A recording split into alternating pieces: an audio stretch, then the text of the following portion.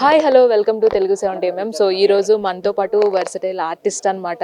So ఎన్నో మంచి మంచి పాత్రలు మన తెలుగు ఇండస్ట్రీకి ఎస్పెషల్గా గుర్తుండిపోయే పాత్రలు చేసిన సముద్రకని గారు మనతో ఉన్నారు. రామం రాఘవంలో ఒక మంచి ఫాదర్ క్యారెక్టర్ అయితే చేశారు. సో ఆ ఎక్స్పీరియన్స్ ఏంటి, ఈ పాత్ర ఎలా ఉండబోతుంది, ఇవన్నీ అడిగి తెలుసుకుందాం. నమస్తే సార్. నమస్తే. ఎలా ఉన్నారు? బాగున్నానమ్మా. మిమ్మల్ని క్వశ్చన్ చేసే అంత ఎక్స్పీరియన్స్ కూడా మాకు లేదు. అంత గొప్ప యాక్టర్ అనమాట మీరు. రామం రాఘవంతో రాబోతున్నారు, అది కూడా ఒక కొత్త డైరెక్టర్. ధనరాజ్ అంటే ఒక మంచి యాక్టర్, కానీ కొత్త డైరెక్టర్ కథ చెప్పినప్పుడు మీకు ఏమనిపించింది? ఇప్పుడు ఫస్ట్ నా ఫ్రెండ్ జెండాబాయ్ కపిరాజులో యాక్ట్ చేశాడు. తర్వాత నాకు చాలా క్లోజ్ అయ్యాడు. తర్వాత కొడుకులాగా అయిపోయాడు. ఇప్పుడు కొడుకే అయ్యాడు.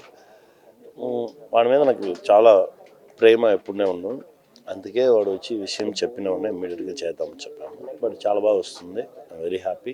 మంచి మూవీలో మనం ఉన్నాము అనేది మనకు పెద్ద బ్లెస్సింగ్ కదా. అది తెలుగు అంటే వేరే భాష నటుడు అయినప్పటికీ కూడా తెలుగు మాట్లాడమే కాకుండా రాసి దాన్ని నేర్చుకొని కరెక్ట్గా రాయడం అనేది చాలా గొప్ప విషయం. సో అంత కాన్సన్ట్రేషన్ ఎలా సార్? అది ఏ పని చేస్తాను దాన్ని కరెక్ట్గా చేయాలి అని ఉన్నది.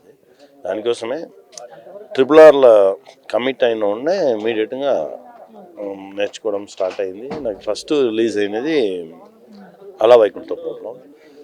సో మంచి మంచి డైరెక్టర్స్ దగ్గర వెళ్ళినాయి కాబట్టి ఒక కరెక్ట్ ప్లేస్కి వచ్చుకున్నాను అనుకున్నాను. ఇది దేవుడిచ్చిన బ్లెస్సింగ్స్.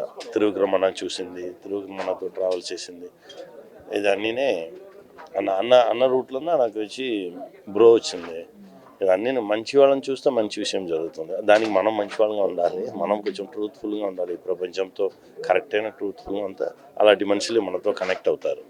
సముద్రకని గారు అంటేనే ఒక స్పెషల్ ఎపీరియన్స్ మాకు. దాంతోపాటు పవర్ స్టార్ గారితో మీ కాంబినేషన్లో బ్రో రావడం అనేది, ఆయన అప్రిషియేషన్ స్టేజ్ మీద ఇవ్వడం కానీ, దాని గురించి పవర్ స్టార్ గారి గురించి 100% మనం పనిచేసిందే. 100% ట్రూత్ఫుల్గా ఉండేది. నో సార్ ముందు సార్ని ఇంప్రెస్ చేయాలని చెప్పి యాక్ట్ చేయడం, ఇలా చేయడం అలా చేయడం ఏ లేదు. నా పనిని నా కరెక్ట్గా చేశాను. దానికి వచ్చిన ఫీడ్బ్యాక్గా అన్నగారు ఇచ్చింది.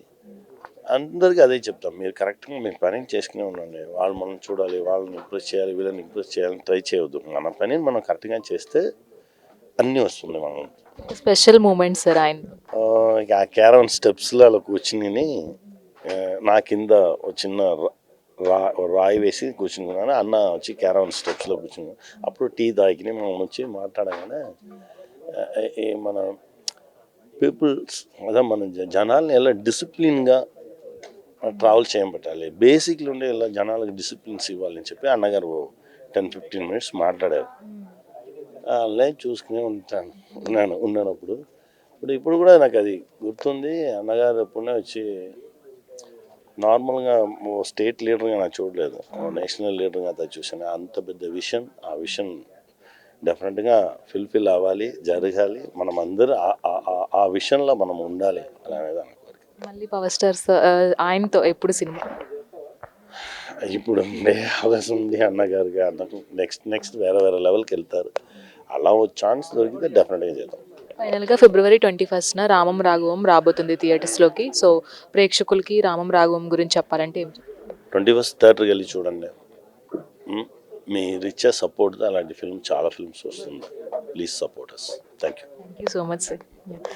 సో చూసారు కదా, రామం రాఘవంలో సముద్రకని గారు మరి ఒక మంచి పాత్ర అయితే చేయబోతున్నారు.